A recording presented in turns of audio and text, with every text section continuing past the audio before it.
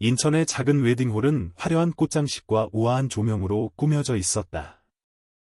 나는 남편 윤재혁과 딸 소연의 손을 꼭 잡고 시아버지 윤상철의 재혼식을 지켜보고 있었다. 72살의 나이에도 새로운 시작을 하려는 시아버지의 모습이 어색하면서도 안쓰러웠다. 15년 전 시어머니를 여인 후 사업 실패와 건강 악화로 고생하시던 시아버지가 이제야 웃는 모습을 보이셨기 때문이다. 재혼 상대인 최지혜는 시아버지의 오랜 친구이자 사업 파트너였다. 그녀는 시어머니가 실종된 후 시아버지의 회사를 인수했던 인물이었다. 나는 그녀에게 미묘한 불편함을 느꼈지만 시아버지가 행복해 보이셔서 겉으로 드러내지는 않았다. 지원 씨, 결혼식 준비하느라 고생 많으셨어요. 지혜가 다가와 인사했다. 나는 고개를 숙여 인사하며 억지로 미소를 지었다. 아닙니다. 아버님께서 행복하시다면 저희도 기쁘니까요. 결혼식이 거의 끝나갈 무렵 웨딩홀 입구에서 소란스러운 기운이 느껴졌다. 뒤늦게 도착한 한 여성이 당당하게 입장했다. 은발의 우아한 여성은 고급스러운 실크 드레스를 입고 있었고 화려한 보석들이 그녀의 품위를 더했다. 하지만 내 시선은 그녀의 왼쪽 귀 뒤에 고정되었다. 그곳에 보이는 특이한 반점. 숨이 멎는 듯했다. 그것은 15년 전 해외 출장 중 실종되어 사망 처리된 시어머니 한미영의 독특한 특징이었다. 심장이 빠르게 뛰기 시작했고 다리에 힘이 풀렸다. 손이 떨렸다. 그 여성은 조용히 뒷자리에 앉았지만 그녀의 존재만으로도 웨딩홀 전체는 긴장감으로 가득 찼다. 시간이 멈춘 듯했다. 시어머니가 살아있다는 가능성에 숨이 막힐 듯한 기분이 들었다. 시아버지의 재혼식장에서 죽은 줄 알았던 시어머니를 만났다니. 기쁨인지 공포인지 구분할 수 없는 감정이 가슴을 옥죄었다. 어머님. 속으로 중얼거렸다. 15년간 얼굴조차 보지 못했던 시어머니의 모습을 이렇게 시아버지의 재혼식에서 마주하게 될 줄은 상상도 못했다. 예식이 끝나고 축하 파티가 시작되었을 때 그 여성은 조용히 시아버지에게 다가갔다. 시아버지의 얼굴이 창백해졌다. 그의 얼굴에는 당혹감과 분노가 뒤섞여 있었다. 이게 무슨 짓입니까? 당신은 죽었잖소. 나는 떨리는 다리로 조심스럽게 다가갔다. 그 여성, 한미영은 시아버지를 똑바로 바라보고 있었다. 내 심장은 마구 뛰었고 손은 식은땀으로 축축했다. 혹시라도 착각이었다면 어쩌나 하는 두려움과 정말 시어머니라면 어떻게 해야 할지 모르는 혼란이 뒤엉켜 있었다. 실례합니다만, 혹시 한미영 여사님 아니신가요? 나는 떨리는 목소리로 물었다. 한미영은 고개를 돌려 나를 바라보았다. 가까이서 보니 더욱 확신이 들었다. 그녀는 분명 내 시어머니였다. 그녀의 눈에는 복잡한 감정이 어려 있었다. 내가 지원이로구나. 재혁이 아내 한미영의 목소리는 15년이라는 세월이 무색하게 또렷했다. 이게 무슨 상황이에요? 어머님은 15년 전에 돌아가셨잖아요. 한미영은 차분하게 대답했다. 죽은 게 아니라 납치당했었다. 그리고 이제 진실을 밝히기 위해 돌아왔지. 파티장은 순식간에 혼란에 빠졌다. 축하하러 온 하객들은 어리둥절한 표정으로 상황을 지켜봤고 최지혜는 경호원들에게 한미영을 내보내라고 지시했다. 하지만 한미영은 단호했다. 그녀는 가방에서 서류 한 장을 꺼내 시아버지에게 건넸다. 상철 씨, 당신의 친구라고 믿었던 이 사람이 어떻게 나를 납치하고 당신을 배신했는지 증거예요. 그 순간 시아버지는 그 자리에서 쓰러지셨다. 모두가 당황하고 혼란스러운 가운데 응급차가 도착했고 시아버지는 병원으로 이송되었다. 한미영도 조용히 사라졌지만 그녀가 남긴 충격과 의문은 여전히 남아 있었다. 그날 밤 병원 대기실에서 불안한 마음으로 기다리는 동안 나는 15년 전으로 돌아갔다. 시어머니와의 첫 만남, 그녀의 냉대와 학대, 그리고 그녀가 실종되었다는 소식까지. 그리고 이제 그녀가 돌아왔다. 모든 것이 뒤바뀔 것 같은 불길한 예감이 들었다. 시아버지는 다행히 가벼운 쇼크 상태였다. 익숙한 병원 소독약 냄새 속에서 나는 시아버지의 병실 앞 의자에 앉아 생각에 잠겼다. 남편 재혁은 술에 취해 집에 있었고 딸 소연은 간호사의 보살핌 아래 대기실에서 잠들어 있었다. 병원 복도는 적막했고 형광등 불빛만이 차갑게 빛나고 있었다. 괜찮으신가요? 깊은 생각에 잠겨있던 나를 깨운 목소리였다. 고개를 들자 한미영이 서 있었다. 그녀는 이제 화려한 드레스 대신 단정한 정장 차림이었다. 어머님, 나는 자리에서 일어났다. 15년간 입에 담지 않았던 호칭이 어색하게 느껴졌다. 한미영의 눈에는 복잡한 감정이 어려 있었다. 상철 씨는 어떤가요? 다행히 큰 문제는 없으십니다. 내일이면 퇴원하실 수 있을 거예요. 한미영은 고개를 끄덕였다. 잠시 침묵이 흘렀다. 나는 용기를 내어 물었다. 정말 납치당하신 건가요? 15년 동안 어디 계셨던 거죠? 한미영은 깊은 한숨을 내쉬었다. 긴 이야기예요. 하지만 이제 진실을 알아야 할 시간이 왔어요. 그녀는 조용한 목소리로 이야기를 시작했다. 15년 전 해외 출장 중 최지혜의 사주를 받은 사람들에게 납치당했다고 했다. 그들은 그녀를 죽이려 했지만 그녀는 탈출에 성공했다. 하지만 그녀를 죽이려는 시도가 계속되자 새로운 신분으로 숨어 살기로 결심했다고 한다. 왜 가족에게 연락하지 않으셨어요? 내가 물었다. 너무 위험했어요. 지혜는 내가 알고 있는 그의 불법 행위들 때문에 나를 없애려 했죠. 만약 내가 가족에게 연락했다면 당신들도 위험에 처했을 거예요. 그녀의 이야기는 믿기 어려웠다. 하지만 한편으로는 그녀의 말이 사실일 수도 있다는 생각이 들었다. 최지혜가 시아버지의 회사를 인수한 과정은 항상 의문스러웠다. 그럼 이제 왜 돌아오신 거예요? 위험하지 않나요? 한미영의 눈에 강한 결의가 빛났다. 이제는 내가 충분히 강해졌어요. 지혜에게 그가 저지른 일에 대한 대가를 치르게 할 거예요. 그리고 가족을 보고 싶었어요. 나는 그녀의 말을 반신반의했다. 15년 전의 시어머니는 나를 며느리로 인정하지 않고 항상 무시했던 냉혹한 여인이었다. 그럼 그녀가 가족을 그리워했다니 쉽게 믿기지 않았다. 소연이는 어떤 아이인가요? 갑자기 한미영이 물었다. 나는 잠시 놀랐다. 소연이는 밝고 총명한 아이예요. 다만 희귀 혈액 질환으로 자주 병원에 다니고 있어요. 한미영의 표정이 변했다. 혈액 질환이라고요? 어떤 질환인가요? 의사들도 정확한 원인을 모르겠다고 해요.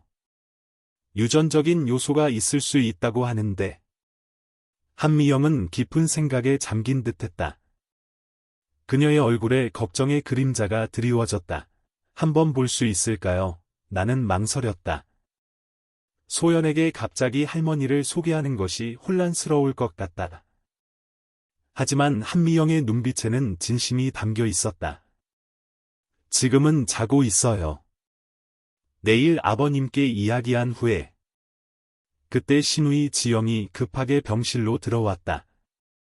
지영은 한미영을 보자 표정이 굳어졌다. 당신, 여기서 뭐 하는 거예요? 아버지께 또 무슨 짓을 하려고요? 한미영은 침착하게 대답했다. 지영아, 엄마를 그렇게 대하면 안 되지. 엄마라니. 당신은 15년 전에 죽었어요.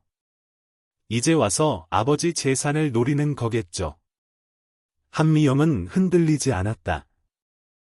내가 왜 죽은 척해야 했는지 곧 알게 될 거야. 그리고 내 아버님 회사를 망하게 한 진짜 범인도. 지영의 얼굴이 창백해졌다. 그녀는 무언가 말하려다 입을 다물고 재빨리 병실을 나갔다. 나는 혼란스러웠다. 한미영의 말이 사실이라면 왜 지영은 그토록 적대적인 태도를 보이는 걸까? 그리고 최지혜와 시아버지의 관계, 회사가 무너진 진짜 이유. 모든 것이 복잡하게 얽혀 있었다. 다음날 시아버지는 예상대로 퇴원했다. 집으로 돌아가는 차 안에서 시아버지는 무겁게 침묵을 지켰다. 한미영에 대한 이야기는 나누지 않았지만 그의 눈에는 깊은 상처와 혼란이 어려 있었다. 집에 도착하자 시아버지는 나를 서재로 불렀다. 지원아, 어제 미영이가 너에게 무슨 말을 했니? 나는 한미영이 들려준 이야기를 조심스럽게 전했다. 시아버지의 표정은 점점 어두워졌다. 그럴 리가 없어. 지혜는 내 가장 친한 친구였는데. 어떻게 그가? 시아버지의 목소리가 떨렸다. 아버님, 정말 최지혜 회장님은 믿으세요. 시아버지는 창밖을 바라보며 깊은 한숨을 내쉬었다. 난 더 이상 누구를 믿어야 할지 모르겠구나. 그날 저녁, 한미영에게서 전화가 왔다. 그녀는 나에게 만남을 요청했다. 나는 망설였지만 진실을 알고 싶었다. 가족을 위해서라도 무슨 일이 일어나고 있는지 알아야 했다. 다음날 아침, 소연은 다시 열이 나기 시작했다. 창백한 얼굴로 이불 속에 누워있는 딸을 보며 가슴이 아팠다. 남편 재혁은 또다시 술에 취해 늦게 귀가했고 시아버지는 깊은 생각에 잠겨 거의 말씀을 하지 않으셨다. 집안의 공기는 무거웠다. 엄마, 오늘도 병원 가야 해요. 소연이 작은 목소리로 물었다. 나는 억지로 미소를 지으며 대답했다. 응, 가야 할 것 같아. 열이 많이 나네. 병원에 도착하자 김현우 의사가 우리를 맞이했다. 그는 소연의 담당 의사로 항상 친절하고 따뜻했다. 소연이 상태가 어떤가요? 아침부터 열이 높아요. 약을 먹였는데도 내리지 않네요. 김 의사는 소연을 꼼꼼히 검사했다. 그의 표정이 점점 심각해지는 것을 보고 불안감이 커졌다. 검사가 끝난 후 그는 나를 따로 불렀다.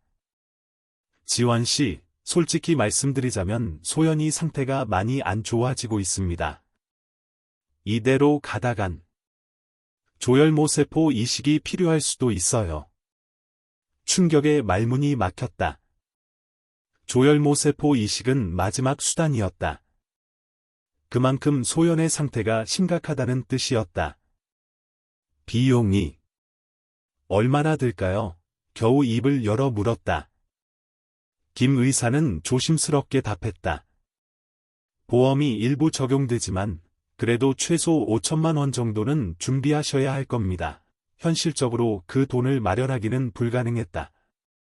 남편의 사업 실패 이후 우리 가정은 경제적으로 매우 어려웠고 시아버지의 연금으로 겨우 생활하고 있었다.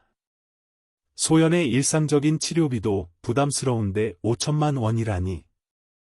시간이 얼마나 있을까요? 떨리는 목소리로 물었다. 빠를수록 좋습니다. 한 달 내로는 준비가 되어야 해요. 병원을 나오는 길, 마음은 무거웠다. 소연의 작은 손을 잡고 걸으며 눈물이 났지만 아이 앞에서 울 수는 없었다. 집으로 가는 버스 안에서 소연이 잠들자 나는 조용히 눈물을 훔쳤다. 집에 도착하자 신우이 지영이 와 있었다. 그녀는 고급 브랜드 옷과 가방으로 치장하고 있었다. 부유한 남편과 결혼한 후 지영은 친정을 거의 찾지 않았지만 최근 시아버지의 재혼식과 한미영의 등장 이후 갑자기 자주 오기 시작했다. 아버지, 이제 어떻게 하실 거예요? 최지혜 회장님과 결혼은 취소하시는 거죠? 지영이 시아버지에게 물었다. 시아버지는 피곤한 표정으로 대답했다. 아직 결정하지 않았다. 그 사기꾼 여자 말을 믿으시는 건 아니죠? 그냥 재산 노리고 나타난 거예요. 시아버지의 표정이 어두워졌다. 미영이가 사기꾼이라고 확신할 수 없구나. 지영은 한숨을 내쉬었다. 아버지, 이렇게 하시면 안 돼요. 남은 재산마저 다 날리실 거예요. 차라리 제게 맡기세요. 제가 잘 관리해 드릴게요. 시아버지는 고개를 저었다. 내가 아직 정신이 있다. 내 재산은 내가 알아서 할게. 지영의 표정이 굳어졌다. 그녀는 화를 참지 못하고 버럭 소리쳤다. 진짜 답답하시네. 소연이 치료비도 없으면서 순간 얼어붙었다. 소연의 상태를 지영에게 말한 적이 없었는데 어떻게 알고 있는 걸까? 지영은 내 표정을 보고 당황한 듯했다. 재혁이한테 들었어요.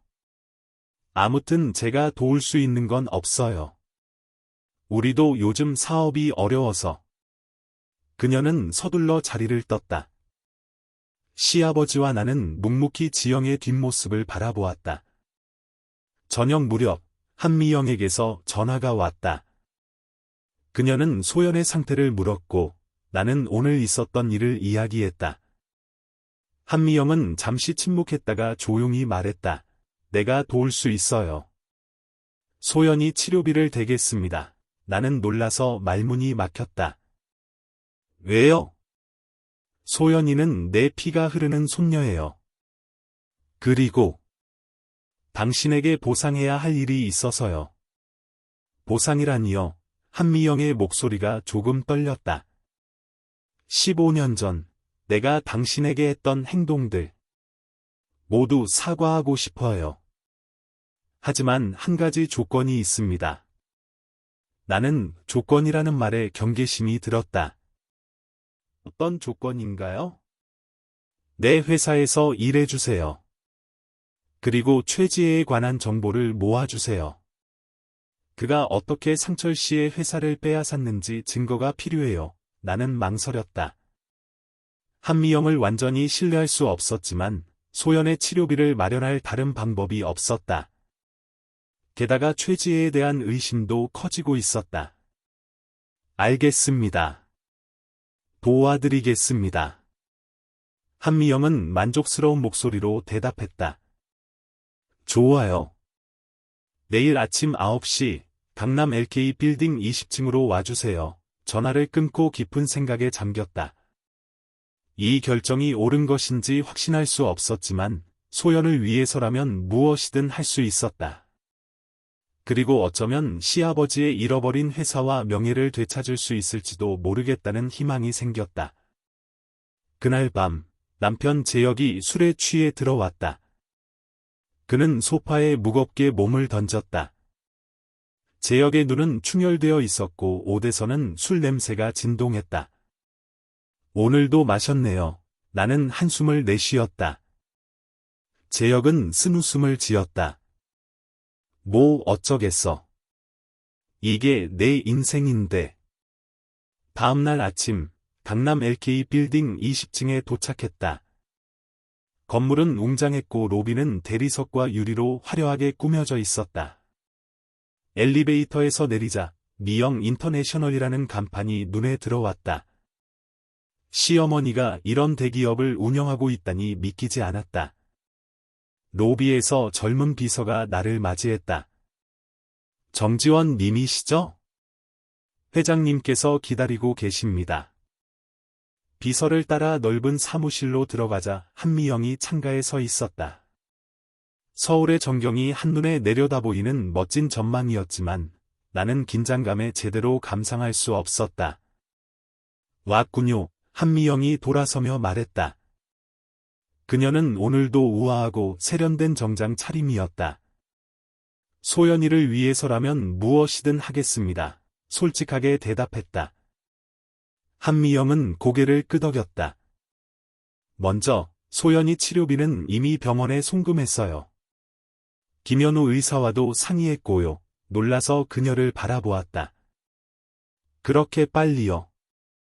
정말 감사합니다.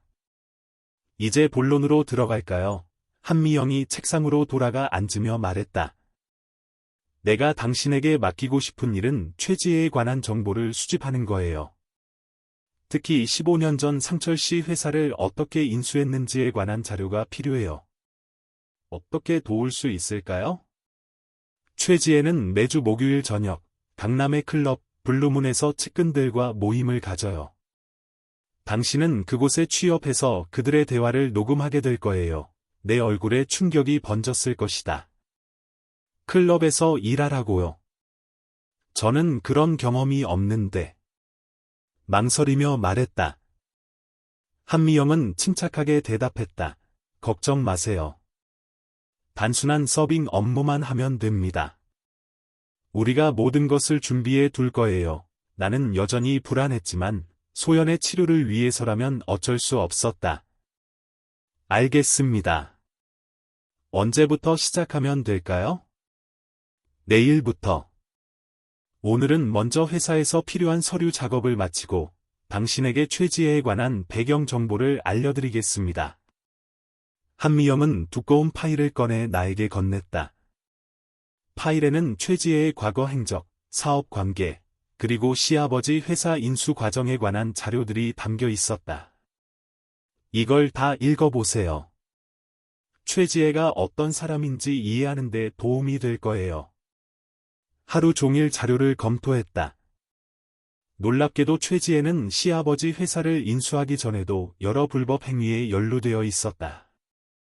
주가 조작, 횡령, 심지어 폭력 조직과의 연계까지.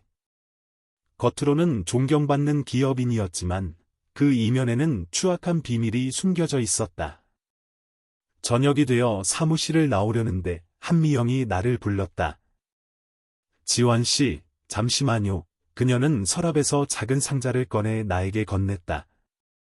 상자 안에는 세련된 녹음 장치가 들어 있었다. 이건 특수 제작된 녹음기예요. 시계처럼 생겼지만 고성능 마이크가 내장되어 있어요. 버튼을 누르면 3시간 동안 녹음이 가능합니다. 나는 조심스럽게 장치를 살펴보았다. 이런 일이 위험하지 않을까요? 한미영의 눈에 결의가 빛났다.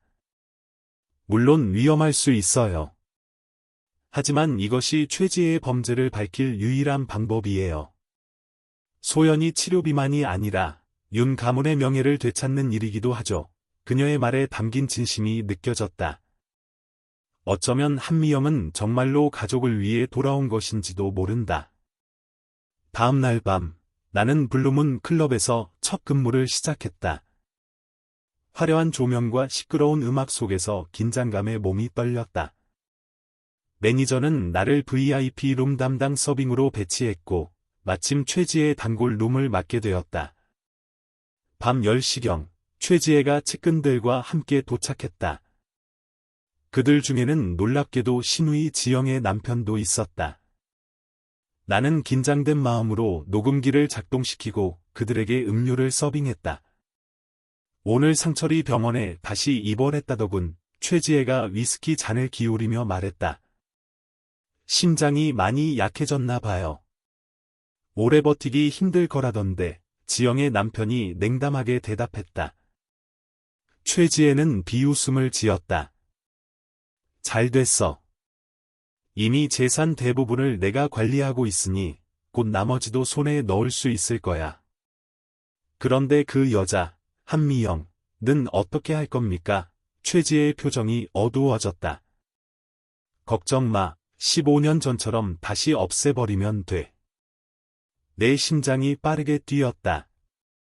그들은 정말로 시어머니를 죽이려 했던 것이고 이제 다시 그럴 계획인 것이었다. 근데 요즘 지원이라는 여자도 수상해. 한미영과 접촉했다는 정보가 있어. 지영의 남편이 말했다. 지원이? 그 무능한 제혁이 와이프 말이야? 별 문제 없어. 그냥 가난한 며느리일 뿐이지. 나는 손이 떨려 쟁반을 거의 떨어뜨릴 뻔했다. 그들이 나를 감시하고 있었다니. 게다가 시아버지가 다시 입원했다는 소식도 충격이었다. 그날 밤 근무를 마치고 나는 즉시 한미영에게 녹음 내용을 전달했다. 그녀는 심각한 표정으로 녹음을 들었다. 이제 증거가 하나 더 생겼네요. 하지만 아직 충분하지 않아요. 법정에서 인정받으려면 더 구체적인 증거가 필요합니다. 시아버지께서 다시 입원하셨다니. 당장 가봐야 할 것 같아요. 한미영도 걱정스러운 표정을 지었다. 함께 가요. 병원에 도착했을 때 시아버지는 이미 중환자실에 계셨다. 의사는 심각한 신부전이라고 진단했다. 남편 재혁은 병원 대기실에서 술에 취해 늘어져 있었고, 시누이 지영은 어디에도 보이지 않았다. 아버님 상태가 많이 안 좋으신가 봐요. 의사에게 물었다. 네, 심장 기능이 20% 이하로 떨어졌어요. 심장 이식이 필요한 상황입니다. 하지만 연세를 고려하면 의사는 말끝을 흐렸다. 병실 밖에서 한미영과 나는 무거운 침묵 속에 있었다. 그때 김현우 의사가 다가왔다. 한 여사님, 지원씨, 얘기 좀 할 수 있을까요? 우리는 그를 따라 상담실로 향했다. 김 의사는 문을 닫고 조용히 말했다. 사실, 상철 회장님의 상태가 갑자기 악화된 것은 자연적인 원인이 아닐 수 있습니다. 놀라서 그를 쳐다보았다. 무슨 말씀이세요? 혈액 검사에서 특이한 성분이 발견됐어요. 누군가 고의로 약물을 투여했을 가능성이 있습니다. 충격이 밀려왔다. 누가 시아버지를 해치려 한 걸까?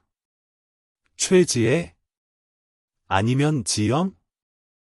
그리고 한 가지 더, 소연이의 검사 결과도 나왔습니다.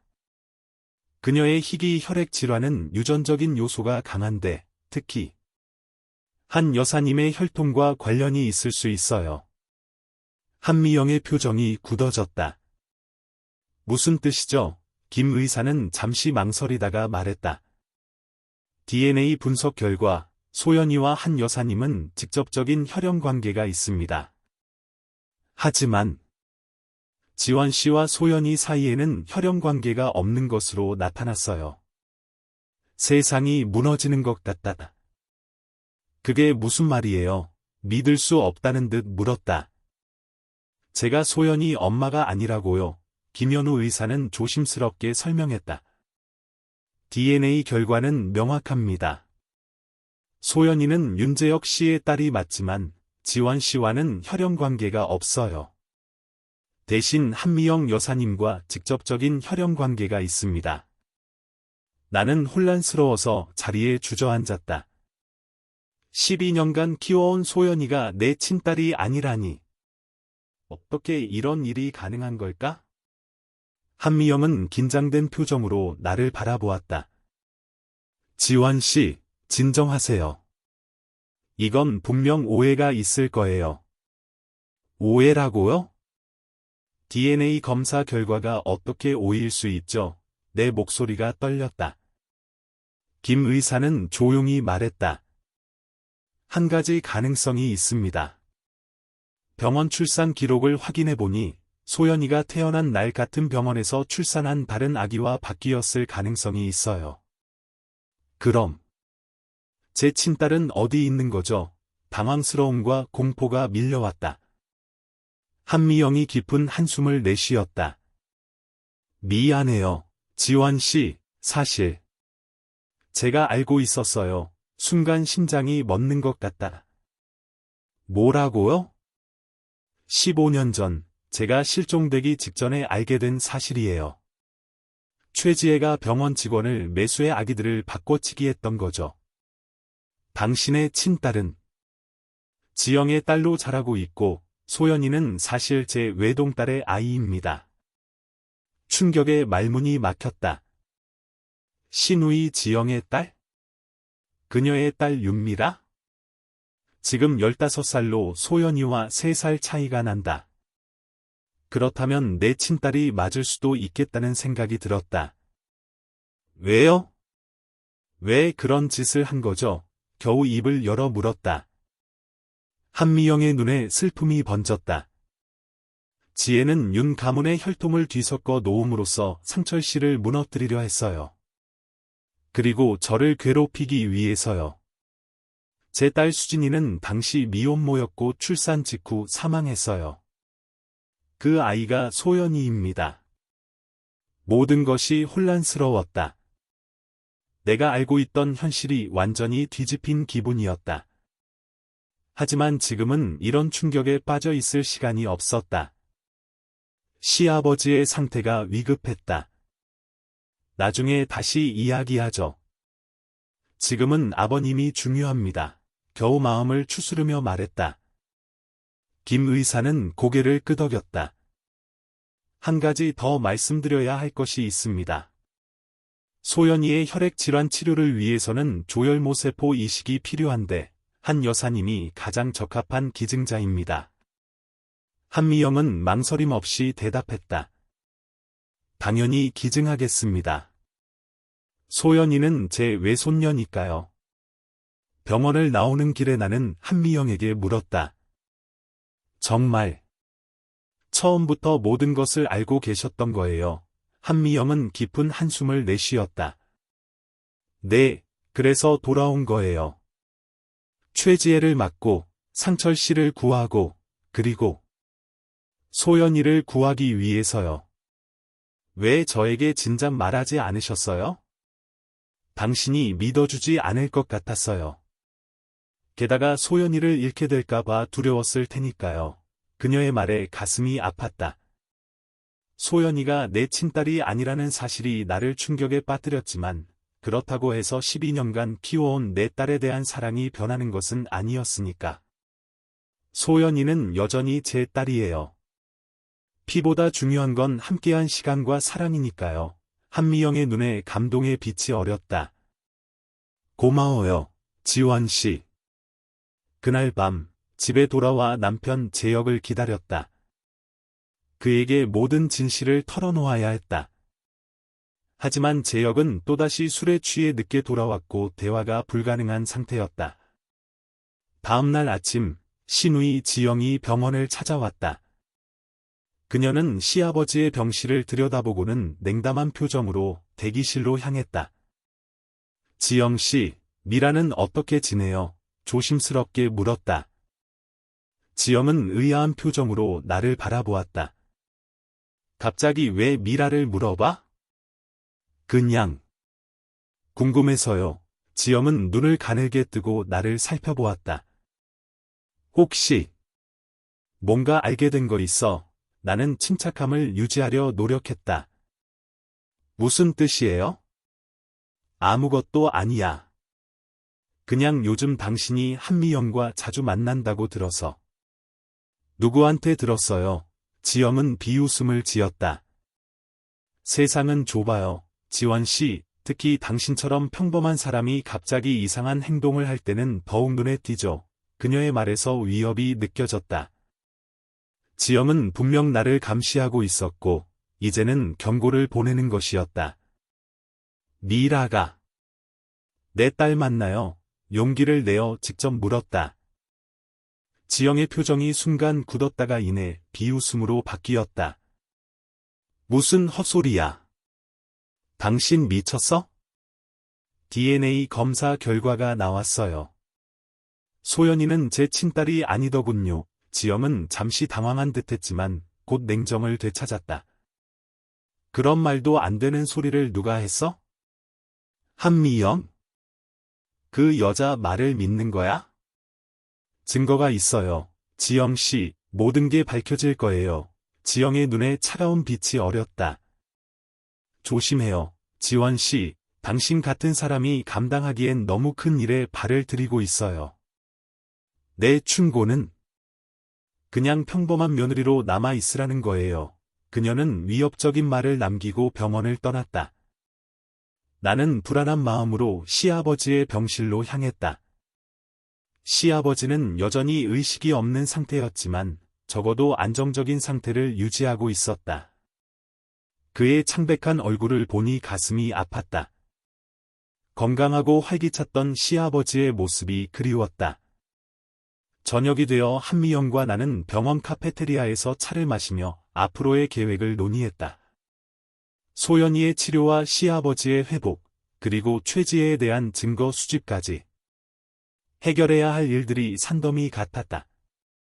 지원 씨, 솔직히 말해서 우리에게 시간이 많지 않아요. 한미영이 조용히 말했다.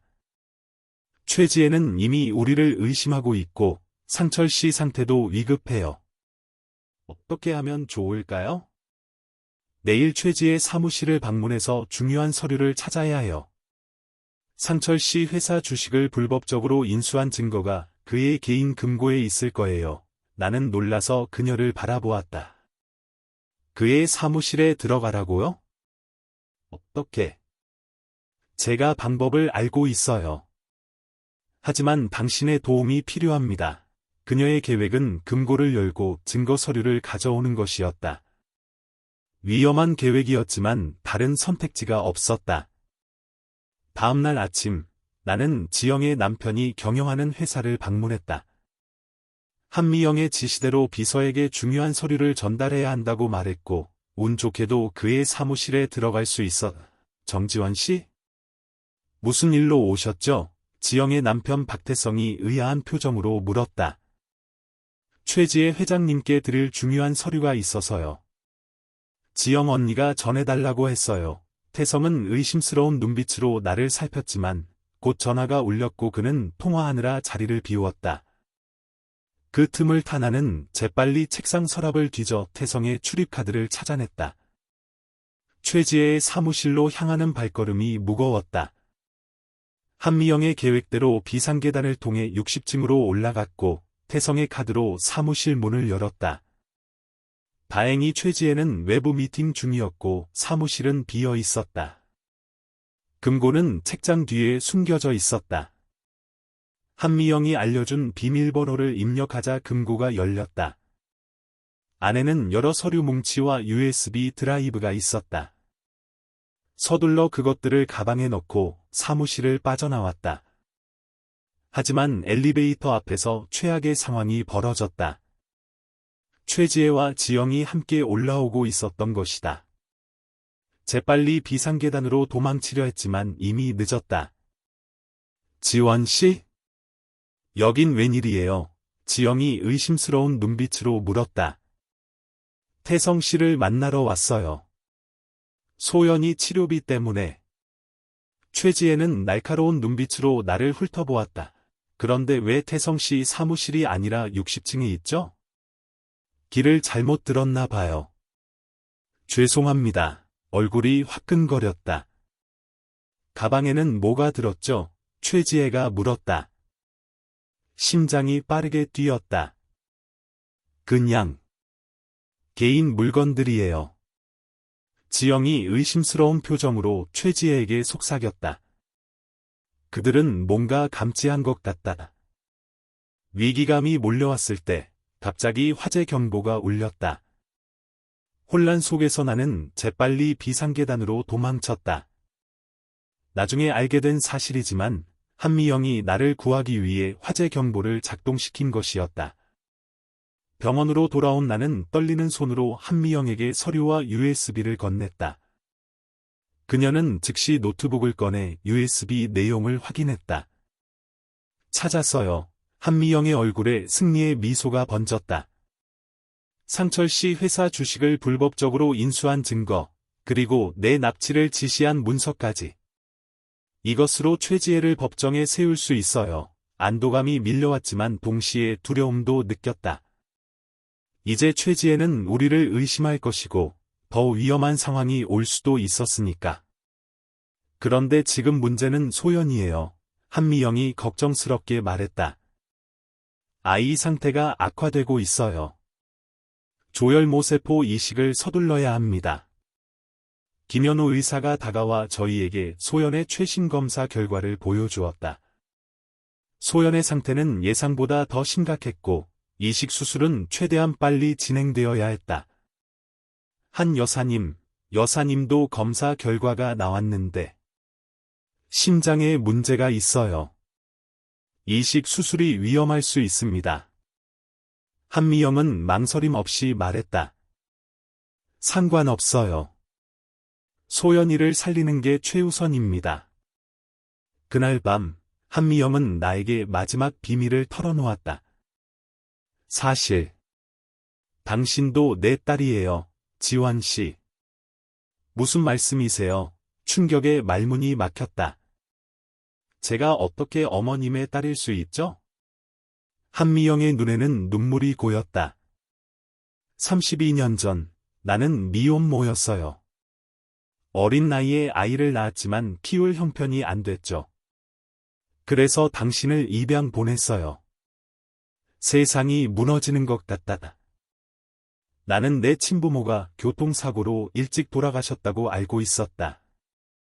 입양 사실 자체는 알고 있었지만 한미영이 내 친어머니라니 납득하기 어려웠다. 증거가 있어요? 떨리는 목소리로 물었다. 한미영은 가방에서 오래된 사진 한 장을 꺼냈다. 아기를 안고 있는 젊은 그녀의 모습이었다. 아기의 왼쪽 손목에는 특이한 점이 있었는데 그것은 내 왼쪽 손목에 있는 작은 점과 동일했다. 그런데 왜 이제야 말씀하신 거예요? 왜 시어머니인 척하면서 저를 괴롭히셨던 거죠? 한미영은 고개를 숙였다. 처음에는 몰랐어요. 재혁이가 당신과 결혼했을 때 당신이 내 딸인지 알아보지 못했죠. 나중에 알게 되었을 때는 이미 너무 늦었어요. 그때 최지혜가 나를 위협하기 시작했고 가족을 보호하기 위해 도망쳐야 했어요. 그럼 남편? 아니, 재혁은 제 동생인가요?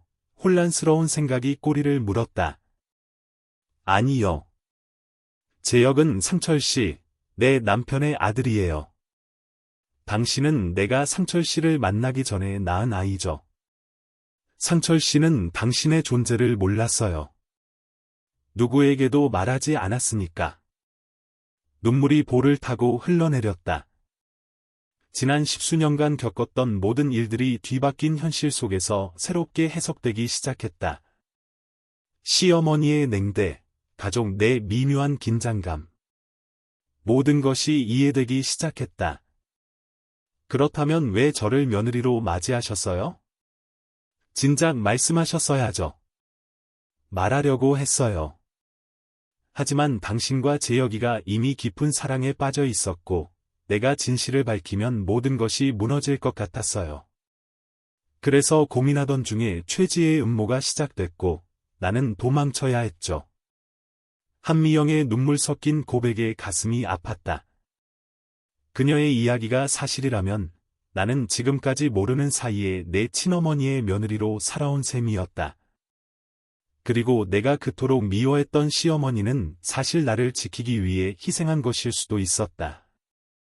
이제 어떻게 해야 하나요? 흐느끼며 물었다. 한미영은 내 손을 꼭 잡았다. 우선 소연이와 상철 씨를 살려야 해요.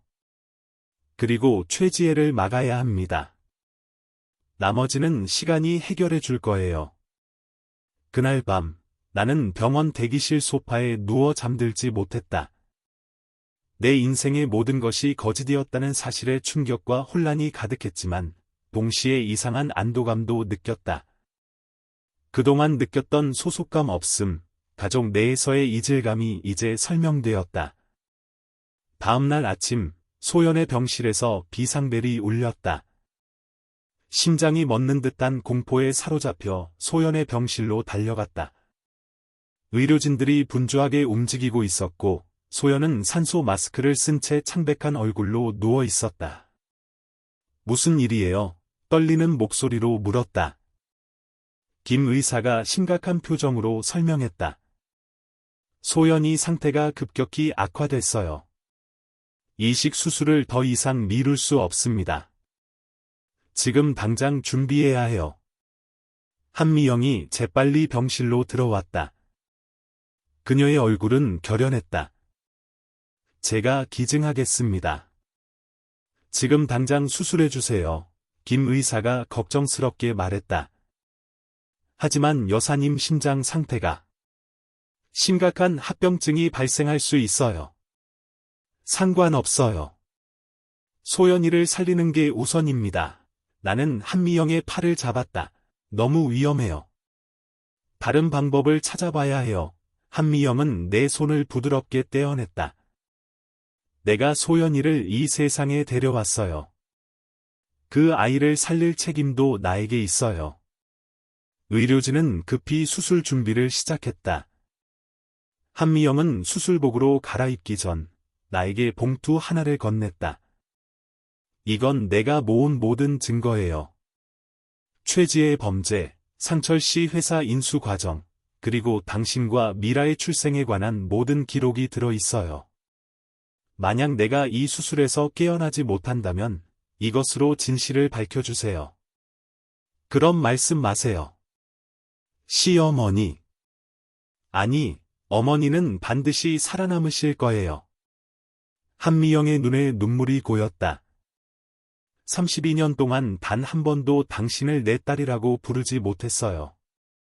그게 내 인생 최대의 후회예요. 그녀는 나를 꼭 안아주었고 나는 어머니의 품에 안겨 울었다. 이상하게도 그 포옹은 낯설지 않았다. 마치 오랫동안 잃어버렸던 퍼즐 조각을 찾은 것 같은 느낌이었다. 수술실로 들어가기 전 한미영이 마지막으로 말했다. 지원아, 무슨 일이 있어도 소연이를 지켜줘.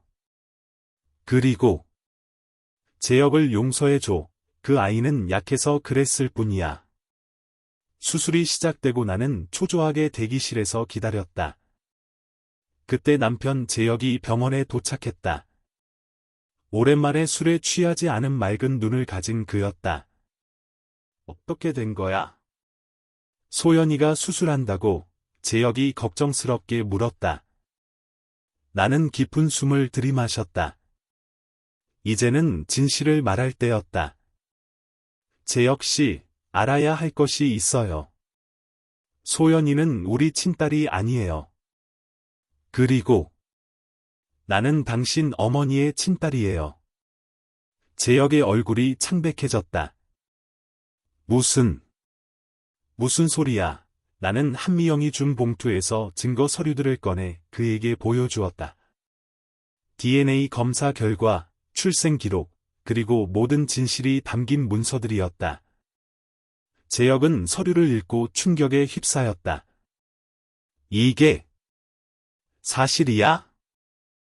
내 아내가 사실은 내 이복 누나라고? 나도 방금 알았어요. 당신 어머니가 모든 걸 말해줬어요. 재혁은 의자에 털썩 주저앉았다. 그럼 소연이는 내 조카인 거야? 네, 당신 친구 수진이의 딸이에요. 최지혜가 아기들을 밖에치기 한 거죠. 재혁은 고개를 숙이고 흐느꼈다. 미안해. 정말 미안해. 난 아무것도 몰랐어. 그의 어깨를 토닥여주고 싶었지만 아직은 마음의 정리가 필요했다. 우리의 관계는 이제 완전히 달라졌으니까. 그때 신우이 지영이 최지혜와 함께 병원에 들이닥쳤다. 그들의 표정은 분노로 가득했다. 다 알고 있어. 지영이 소리쳤다. 우리 사무실에서 서류를 훔쳤지. 당신 정말 바보같이 구는군요. 최지혜는 차갑게 웃었다. 이제 게임은 끝났습니다. 지원 씨, 당신과 한미영이 훔친 서류는 이미 압수됐어요.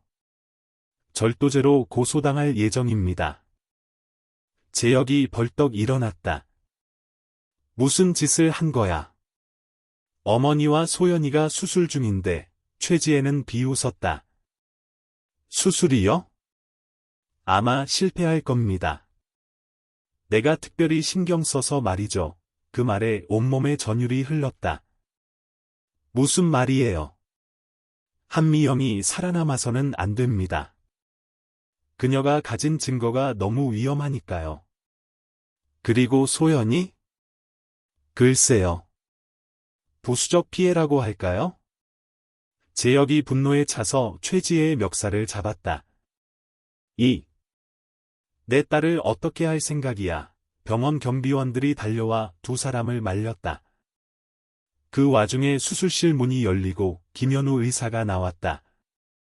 그의 표정은 심각했다. 수술은 끝났습니다. 소연이는 안정적이지만 한미영 여사님이 심장마비를 일으키셨습니다. 현재 심폐소생술을 시행 중입니다. 어머니, 저와 재혁이 동시에 외쳤다. 김 의사는 우리의 손을 잡으며 말했다. 의료진이 최선을 다하고 있습니다. 지금은 기다리는 수밖에 없어요. 최지혜는 냉담한 미소를 지으며 우리를 바라보았다. 안타깝군요. 하지만 이제 한미영도 당신들도 더 이상 방해가 되지 않을 겁니다. 재혁이 다시 분노했지만 나는 그를 말렸다. 지금은 참아요. 어머니와 소연이가 중요해요. 최지혜와 지영은 승리한 듯한 표정으로 병원을 떠났다. 그들이 떠나자마자 나는 재혁에게 털어놓았다. 사실, 증거는 아직 있어요. 어머니가 수술 전에 진짜 증거를 저에게 맡겼어요. 재혁의 눈이 커졌다. 정말? 그럼 우리가 아직 최지혜를 막을 수 있다는 거야? 네, 하지만 먼저 어머니와 소연이가 회복될 때까지 기다려야 해요. 시간은 너무 느리게 흘렀다. 한미영은 중환자실로 옮겨졌고 소연은 회복실에서 의식을 되찾기 시작했다. 나는 소연의 손을 잡고 있었고 재혁은 한미영의 상태를 지켜보고 있었다. 밤이 깊어갈 무렵 갑자기 병원 경보가 울렸다. 간호사가 달려와 알렸다. 누군가 중환자실에 침입했어요. 한미영 환자의 산소 공급 장치를 조작하려 했습니다. 재혁과 함께 중환자실로 달려갔다. 병원 보안 요원들이 한 남자를 붙잡고 있었다. 그는 최지혜의 부하였다. 경비원은 그 남자를 경찰에 인계했고 김 의사는 한미영의 상태를 확인했다. 다행히 제때 발견해서 피해는 없어요. 하지만 이런 일이 또 일어날 수 있으니 24시간 경비를 붙여야 하겠습니다. 나는 재혁에게 말했다. 이제 증거를 경찰에 넘겨야 해요. 더 이상 기다릴 수 없어요. 재혁은 고개를 끄덕였다. 내가 다녀올게. 너는 여기서 어머니와 소연이를 지켜줘. 재혁이 떠난 후 나는 소연의 병실과 한미영의 중환자실을 오가며 밤을 지새웠다. 새벽 무렵 한미영의 상태에 변화가 생겼다. 그녀의 심장 박동이 안정되기 시작한 것이다. 한미영 여사님이 위기를 넘긴 것 같아요. 담당 의사가 기쁜 소식을 전했다. 아직 의식은 없지만 생체 신호가 안정적입니다. 안도의 눈물이 흘렀다. 아직 완전히 안심할 수는 없었지만 희망이 생겼다. 아침이 되자 재혁이 병원으로 돌아왔다. 그의 표정은 밝았다. 경찰이 최지혜를 체포했어. 그가 말했다. 다행이다. 안도감에 무릎이 풀렸다. 그날 오후 시아버지 윤상철이 의식을 되찾았다. 그는 혼란스러운 표정으로 주변을 둘러보았고 재혁을 알아보았다. 재혁아, 여기가 어디냐? 아버지, 병원이에요. 아버지가 심장 발작으로 쓰러지셨어요. 상철의 눈에 눈물이 고였다. 미영이 정말 살아있니? 네, 어머니는 살아계세요. 지금은 수술 후 회복 중이시고요. 상철은 안도의 한숨을 내쉬었다. 그럼 내가 꿈을 꾼 게 아니구나.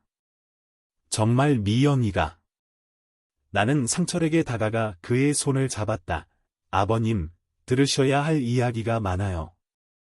최지혜가 어떤 일을 저질렀는지, 그리고 제가 누구인지에 대해서요. 상철은 혼란스러운 눈빛으로 나를 바라보았다.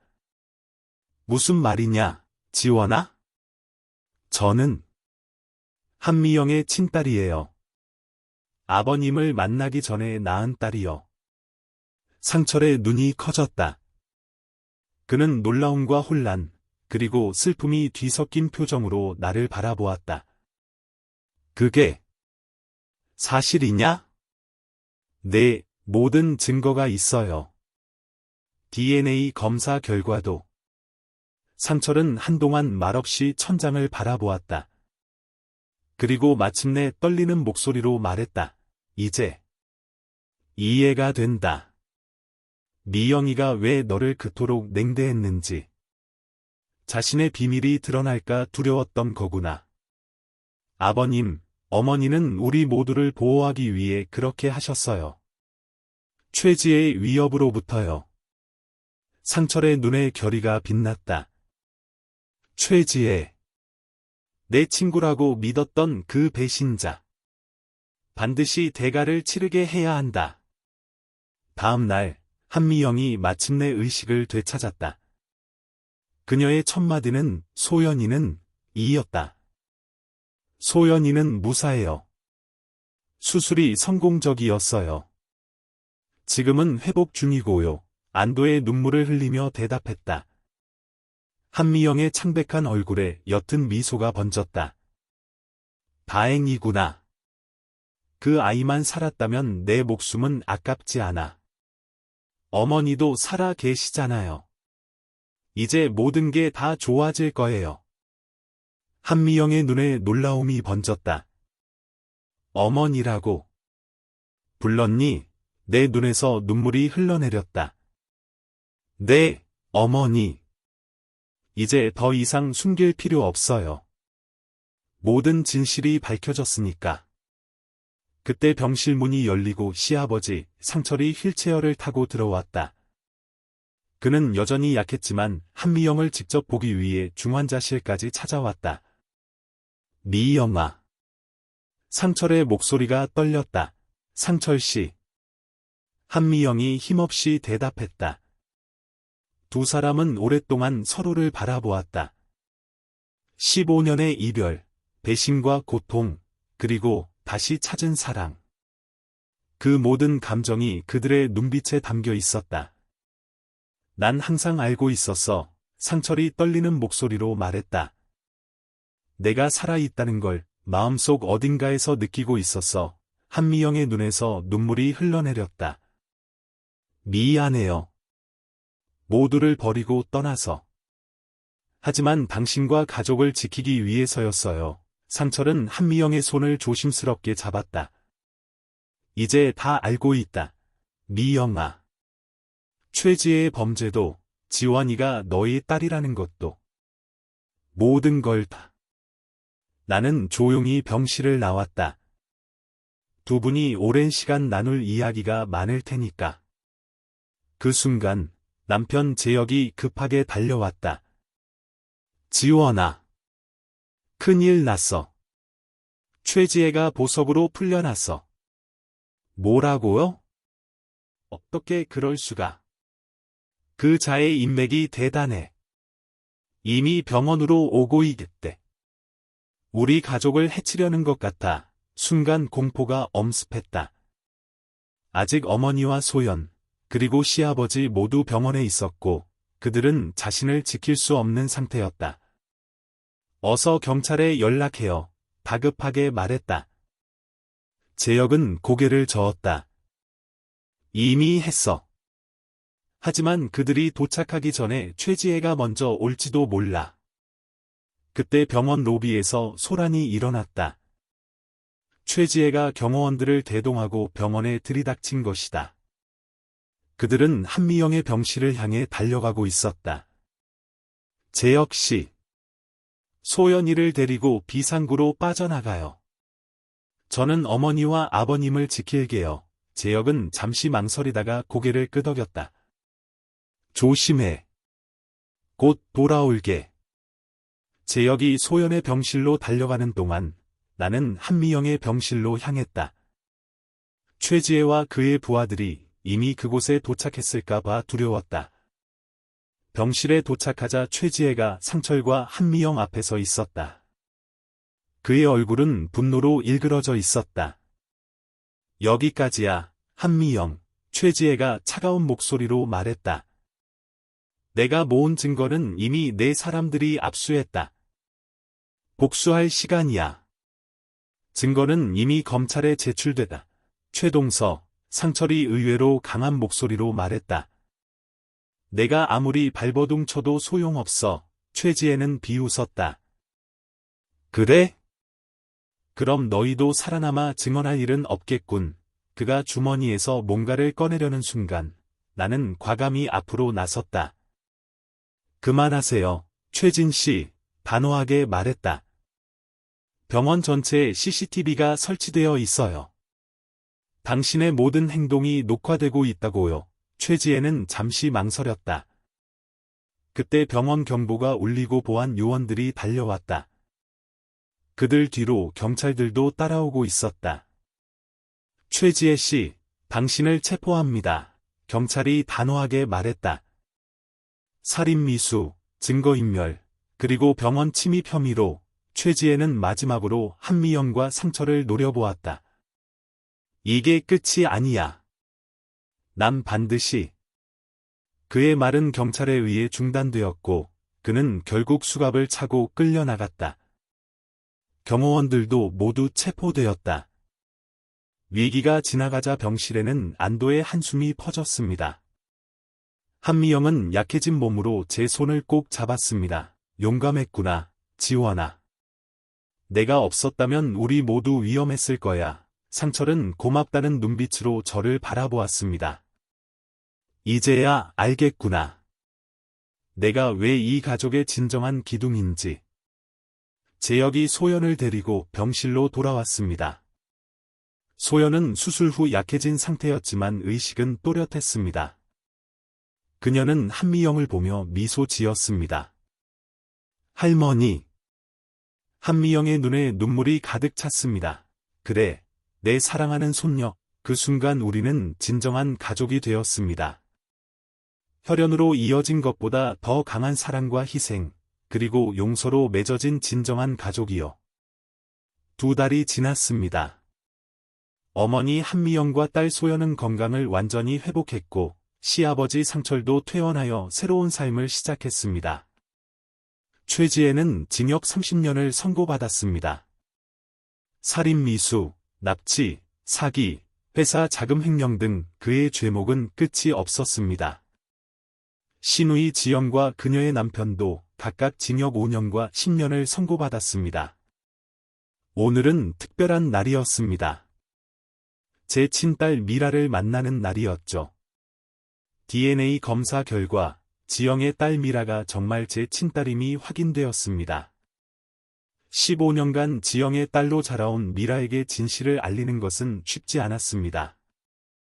하지만 그녀는 놀랍도록 성숙하게 상황을 받아들였습니다.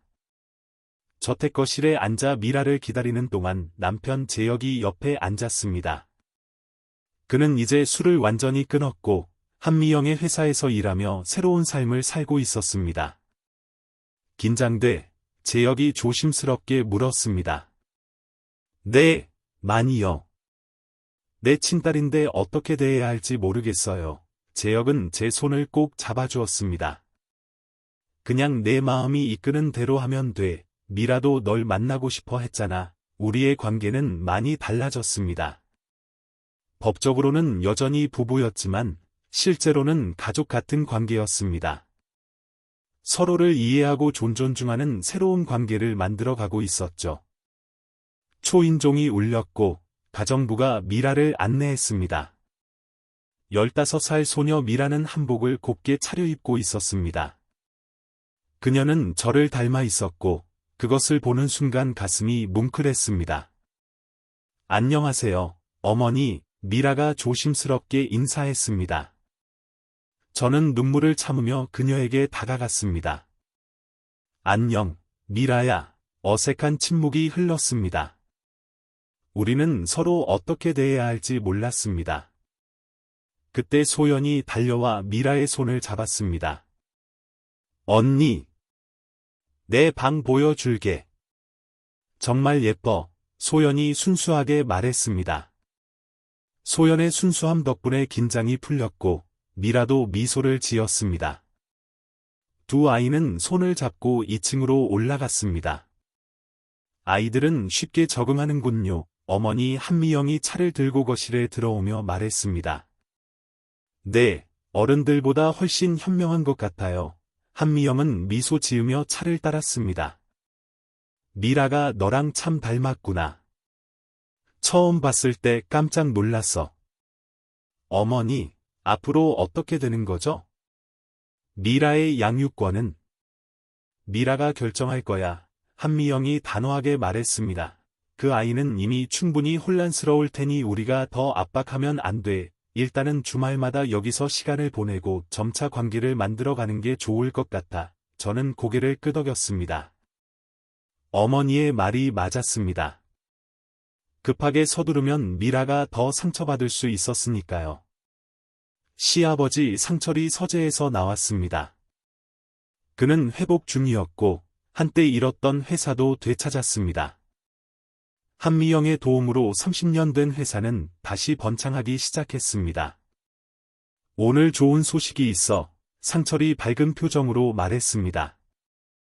회사 주식이 2배로 올라서 최지혜가 망쳐놓은 것들이 빠르게 회복되고 있지.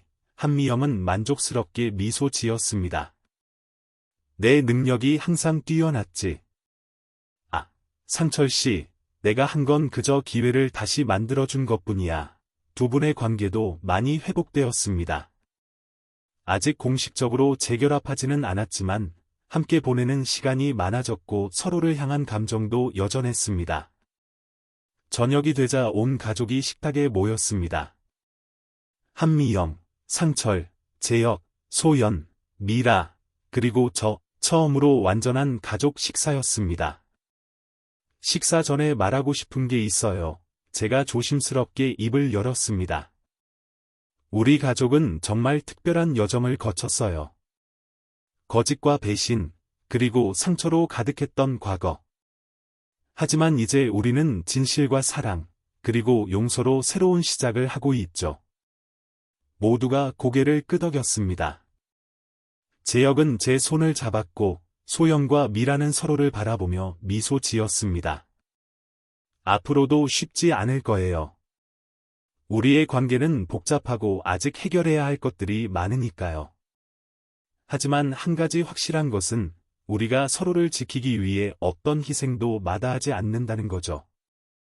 그게 진정한 가족의 의미라고 생각해요. 한미영의 눈에 눈물이 고였습니다.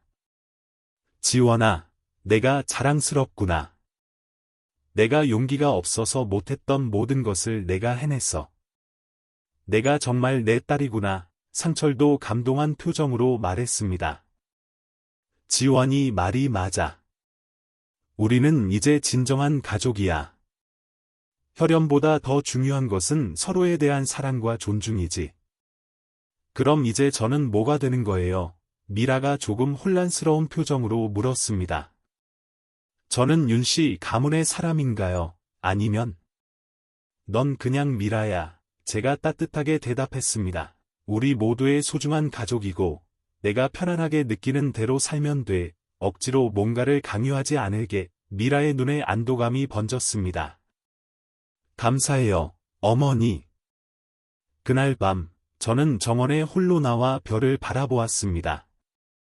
지난 몇 개월간의 일들이 꿈만 같았습니다. 시어머니가 실은 제 친어머니였고 소연은 제 친딸이 아니었으며 최지의 음모로 가족이 뿔뿔이 흩어졌다가 다시 모이게 된 기적 같은 이야기. 여기서 뭐해? 어머니 한미영이 다가와 물었습니다. 그냥 생각이 많아서요. 어머니는 제 옆에 앉았습니다. 후회되는 것이 있니? 저는 고개를 저었습니다. 아니요. 오히려 감사해요. 이 모든 일이 없었다면 우리는 진실을 알지 못했을 테니까요. 나는 평생 너를 지켜보았어. 어머니가 가만히 말했습니다. 멀리서지만 항상 내 소식을 들었지. 내가 자라는 모습, 학교에 다니는 모습, 결혼하는 모습까지. 그때마다 얼마나 내 곁에 있고 싶었는지 몰라. 이제는 함께 있잖아요, 어머니. 그래, 이제는 함께야. 어머니의 눈에 눈물이 맺혔습니다. 내가 그동안 너무 많은 시간을 잃어버렸구나. 앞으로 함께할 시간이 많아요. 우리 가족 모두 함께. 별이 빛나는 밤하늘 아래 우리는 오랫동안 이야기를 나누었습니다. 과거의 아픔, 현재의 기쁨, 그리고 미래에 대한 희망까지. 어머니와 딸로서 나눠야 할 이야기가 너무 많았습니다. 다음날 아침, 뉴스에서는 최지혜의 범죄 소식이 대대적으로 보도되었습니다. 그가 얼마나 많은 사람들의 인생을 망쳤는지, 어떻게 불법적으로 재산을 모았는지 등이 상세히 밝혀졌습니다. 최지혜의 모든 재산이 피해자들에게 반환될 예정이라고 합니다. 그 중에서도 윤상철 회장에게 가장 많은 금액이 돌아갈 것으로 보입니다. 시아버지 상철은 고개를 저었습니다. 돈은 중요하지 않아. 내 가족을 되찾은 것이 진정한 재산이지. 그의 말에 모두가 감동했습니다. 물질적인 것보다 더 중요한 것이 있다는 걸 우리 모두 깨달았으니까요. 오늘 우리는 처음으로 가족 사진을 찍었습니다. 한미영, 상철, 재혁, 소연, 미라, 그리고 저 모두가 진심으로 웃고 있는 모습이었습니다. 사진작가는 우리가 정말 행복해 보인다고 했습니다. 그리고 그것은 사실이었습니다. 우리는 이제 진정한 행복을 찾았으니까요. 거짓과 배신으로 얽혀있던 과거의 그림자를 벗어던지고 진실과 사랑으로 빛나는 새로운 미래를 향해 나아가고 있었습니다. 어떤 가족은 혈연으로 맺어지고 어떤 가족은 법적으로 맺어집니다. 하지만 진정한 가족은 서로에 대한 무조건적인 사랑과 희생, 그리고 용서로 맺어진다는 것을 우리는 배웠습니다. 이것이 우리 가족의 이야기입니다. 시아버지의 재혼식에 나타난 백만장자가 죽은 줄 알았던 시어머니였고, 그 시어머니는 실은 제 친어머니였다는 믿기 힘든 진실의 이야기. 하지만 그 진실이 우리를 자유롭게 했고, 우리에게 진정한 행복을 가져다 주었습니다. 오늘도 우리 가족은 함께 웃으며 과거의 상처를 치유하고, 더 밝은 미래를 향해 한 걸음씩 나아가고 있습니다. 영상이 좋으셨다면 구독과 좋아요 부탁드립니다. 감사합니다.